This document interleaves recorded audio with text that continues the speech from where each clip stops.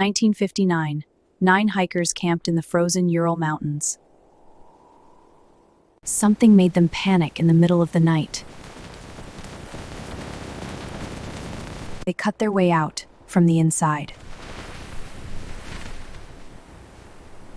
barefoot into minus 30-degree cold. Days later, their bodies were found scattered. Some had severe internal injuries with no external wounds.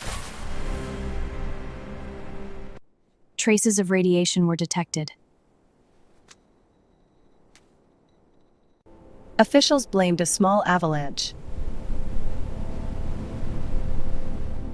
but some evidence didn't add up. What really happened on that mountain?